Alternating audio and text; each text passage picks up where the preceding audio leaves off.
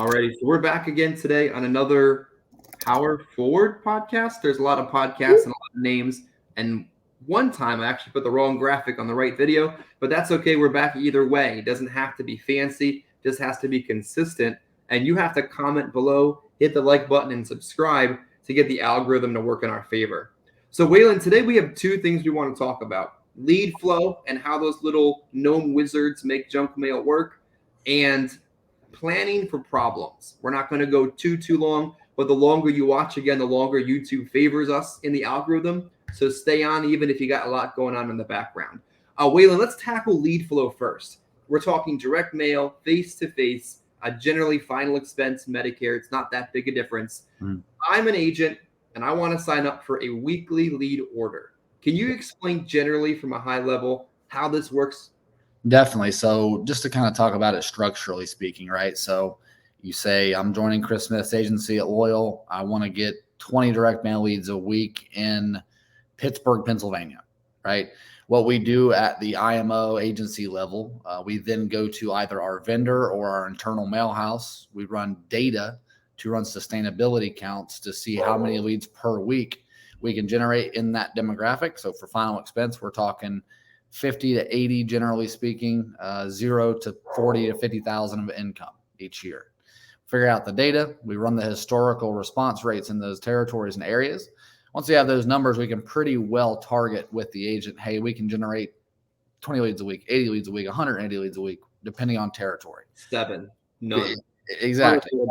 0.3 sometimes, which makes no sense, but there's 0.3 leads a week we can get here. So we're going to need more area. So that helps us decide on the areas. Once we have that beginning phase ironed out, we say, green light, go, go, go. We get a card on file. We begin charging that card as mail is out the door.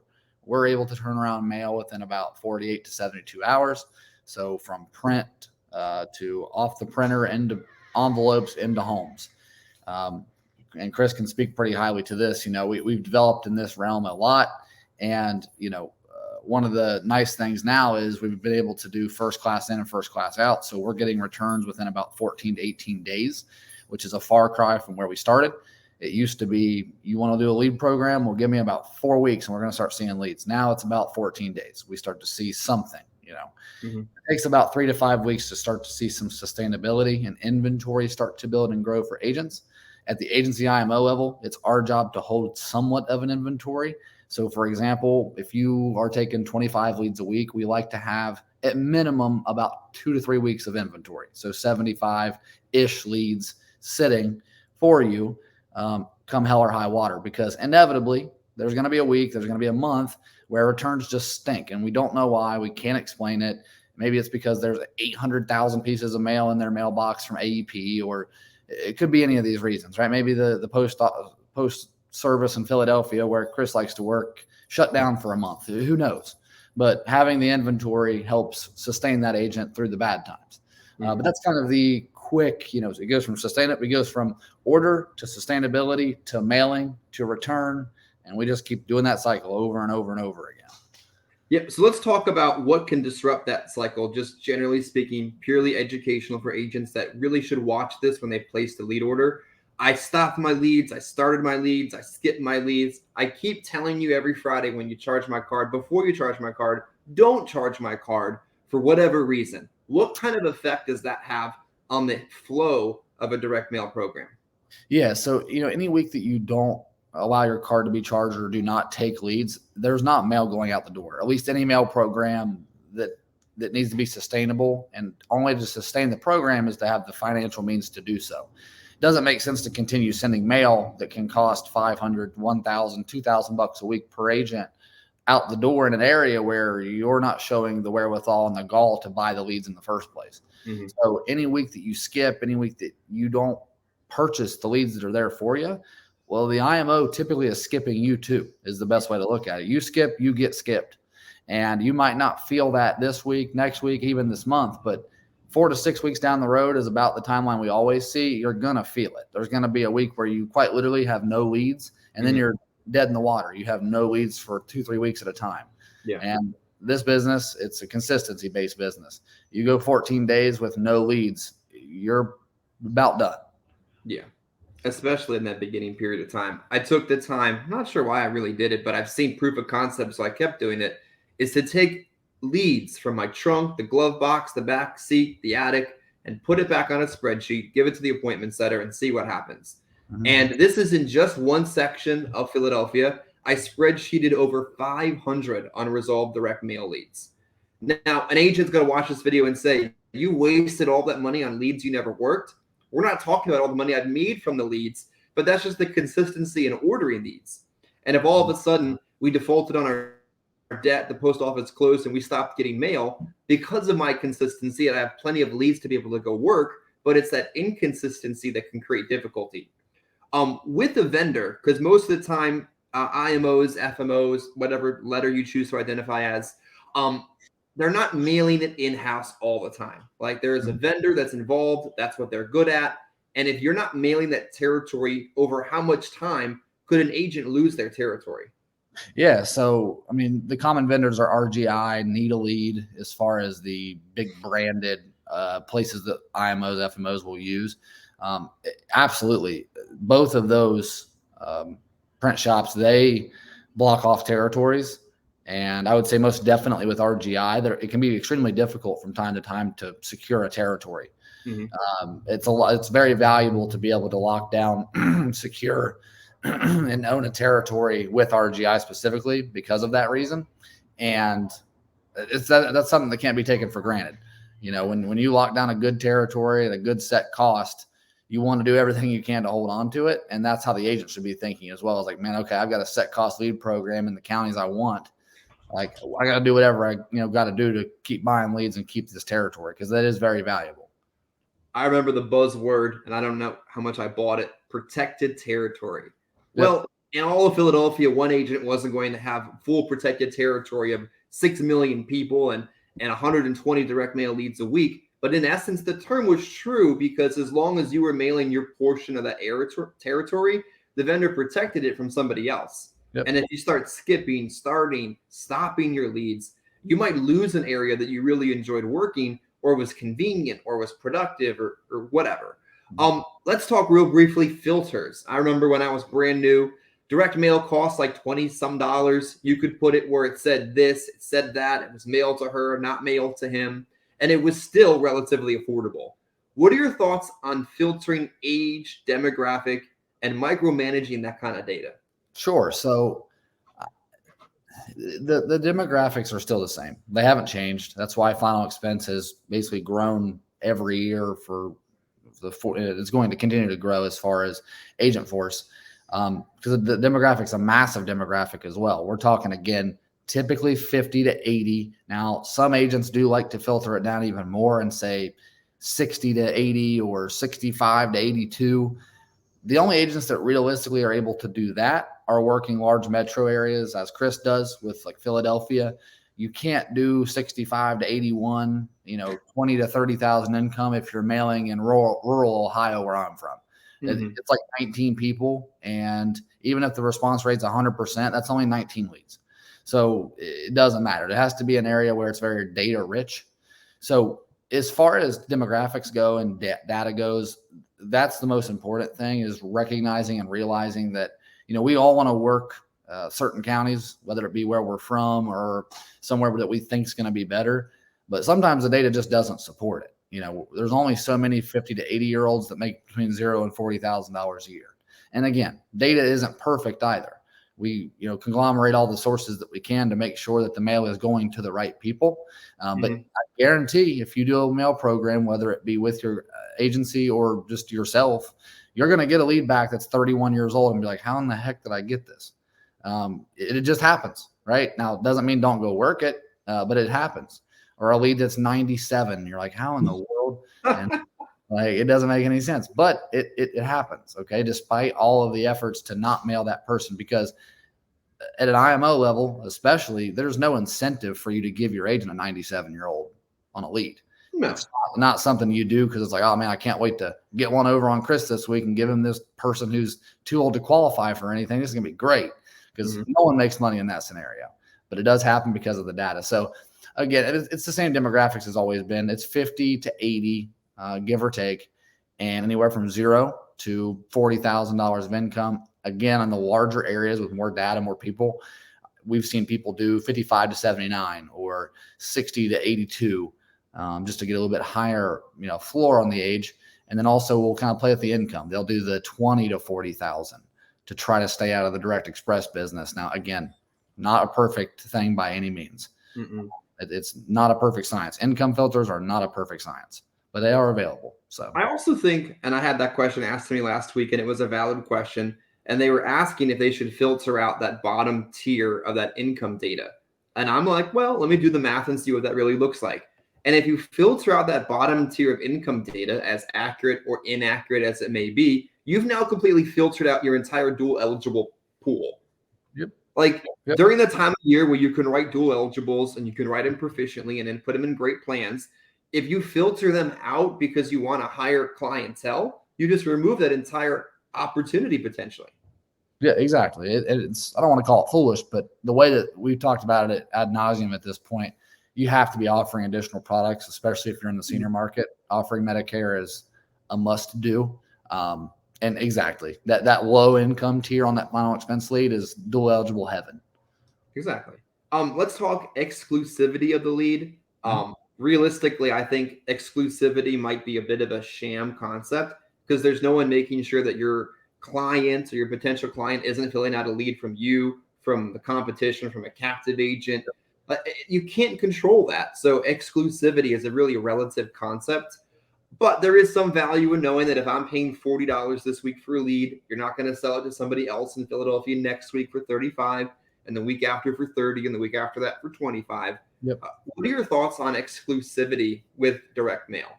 Yeah, I mean, I think the only thing that an agency can do as far as their lead program to make it exclusive is keep it exclusive within their agency, right? Like, if this lead is exclusive to you within our agency, that's all that I can promise you with good reason.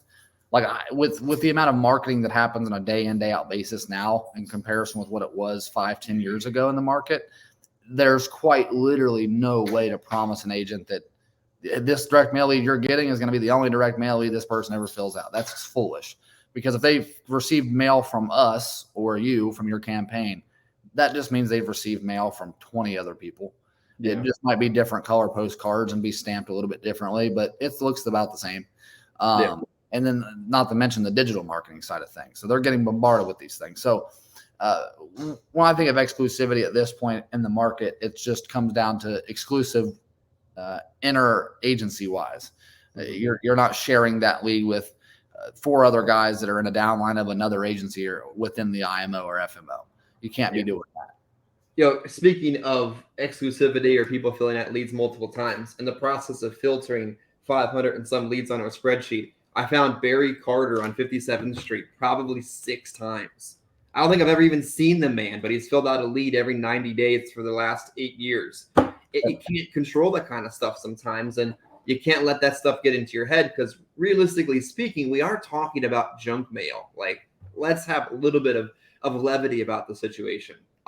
Lastly, the age of the lead. I think it's important to recognize that from the moment you push mail to the moment it goes into opt, even then you're talking 12 to 14 days, maybe 30, maybe 3 weeks. There is some natural age in the return of the process, but speak about the age of the leads in a direct mail program. Yep. So the age of the lead, while it is important, I will say I can't skip over this point. The speed to lead does matter to an extent. So meaning we do see a bit of a difference in conversion for agents, especially agents that are a little newer, on fresh direct mail campaigns where the lead goes into our system and they have the lead the next day type of thing. However, it's very minimal. And once you take away the variable where the agent actually knows or thinks they know the age of the lead based off of whether it be a date stamp or time stamp on the card, whatever it is, you take that variable out, it's almost not different at all. Mm-hmm. Agents sell 12-month-old leads as good as they do 6-month-old leads, as good as they do 3-month-old leads, as good as they do 10-day-old leads. It's the rudimentary level. It's the same low-income senior individual asking for the same benefits, coverage, information. When they filled it out, again, it does matter, especially, again, if you're walking into a situation where they filled the card out with a very direct intention of, I'm buying insurance. But let's all be honest, there's not a lot of those out there. They do exist. Out of every 30 leads or so, you're going to get about 3. Oh, yeah. It's about 10%, where it's like you door knock them or you set your appointment, you walk in, they're ready to buy, you do a 20-minute presentation, and you're in and out. But that's very, very seldom. So the majority of it, you got to work for. And whether the lead, again, is 30 days old, 9 days old, 6 months old, working it the same way is going to be ultimately what makes the difference. So I'm not going to say that it does not matter. I just think it's become overblown a bit in people's reactions with the age of the leads. Yeah. I remember the thing I was taught, and I don't know, I could agree or disagree, just what I was told in the beginning, that it isn't considered an aged lead until it's been out in circulation for 6 months. And then you can call it an aged lead if you want, but it's not an aged lead up until that point. Because if you're holding 75 leads for me in inventory, those leads are going to sit there for a little bit. But I would rather have the inventory in the event we have a shortage than be going 0 to 0 to 0 each week inventory wise, where I might get 25 this week, 7 the next, 9 the week after that. There's a level of stability to my lead flow because all I'm getting is the first in, and you only got 7 in that week. Yeah, exactly. It's not a perfect science. We could be mailing for 10 a week and get 20 a week in a great area. We could be mailing for 30 a week and get 6 in certain areas, especially in the South Carolina, Georgia, some of the more competitive states. So it's not a perfect science. We just have the historical data to go off of, and that isn't always correct just because of all the different variables. Again, Chris does a good job of almost comically talking about it. It's quite literally just weird junk mail printed out, and it looks all the same, and it's sent to the same people over and over again. And somehow it just ends up in a system where you get to go talk to them about it. Yeah. That's basically what it is. Yeah, I think it's important that we be realistic about it, not overthink it, go out there and work it. You put the same amount of money in the machine, a predictable amount of money comes back out of the machine. It really is just that simple. Our business is not overly complicated, especially on the marketing side. Lastly, we wanted to talk a little bit about planning for problems, but we don't want to talk too long. I think a lot of the problems root back to you're not seeing enough people, you're not investing enough money to get anything out of your business. But do you feel like to plan for problems, a lot of it comes back to making sure you're buying enough leads, you have enough inventory, you have enough regularity built into your business so that when problems come in, they aren't so disruptive? Absolutely. I mean, doing those things, making sure you have an inventory, have a backup plan when crap hits the fan, takes a certain amount of projection and preparedness, meaning you kind of saw this coming, foreshadowed a bit. You might have spent a Sunday before your field week looking at the numbers like, I only got 9 leads this week. I better go through my inventory and prepare to door knock a lot this week in a new area. And we talk about it all the time, but it's so important. Being prepared, kind of foreshadowing your business, not letting your business just happen to you. Every little thing just blows your business completely in and out of whack. Kind of being prepared for when the wind does blow. It's like, okay, we'll batten down the hatches and set sail and we're good. We have a plan for this. So having a plan is extremely crucial, and it typically just revolves around having an inventory, having some type of viable plan B. A plan B isn't, I'm going to go cold door knock for 10 days. Plan B is, I've got 36 unresolved leads in this county that I'm not getting leads in this week. I'm going to give these to my appointment setter. I'm going to go door knock these from 8 to 8. Well, whatever it is, that's a real plan. So yeah, you got to plan. You got to be prepared, and you have to plan. I think realistically, this business is extremely predictable. Like, you as a personal producer should, after a certain amount of time, know how many days you need to work off of how many leads you need to buy to get X results. It's pretty predictable. And if for some reason you can't work Tuesday and you need to work 4 days, you need to work Saturday to make up for Tuesday. Very predictable. You kind of know the average premium. You kind of know your average effort needed. If you need to make more money, you need to work more to get it. Realistically, insurance is based off of numbers and predictability, and insurance sales is probably just as predictable. Wouldn't you agree? Absolutely. That's all it is. It's numbers. If you take 10 steps back and look at it from 1,000-foot view, you take the emotion out of it that can naturally occur throughout a sales day. It's just numbers. It's just a rinse and repeat numbers game. Yeah, I remember I said last week to somebody, if you told me that I needed to make 10,000 in purely brand new final expense premium, and if I didn't write 10,000, something horrible would happen to me, whatever you want to call it. I would know exactly how many leads to buy, exactly how many presentations I need to give, exactly how much time to dedicate towards sales, and the result would probably be around 10,000 in premium. Yep. It just happens to be that predictable if you do it long enough to figure out what your patterns and skill level is. Yep. So, Waylon, I appreciate your insight today as we talk leads from a high level to field level and understanding how the junk mail system really works. It's not really junk mail, but let's lighten the load a little bit and realize it is just pieces of mail mailed out to folks that fill it out on a pretty regular basis. Like the video, comment below about what you want us to talk about. Subscribe to the channel as we help grow a little bit each day with that. And we'll see you guys again for another podcast with Waylon next week.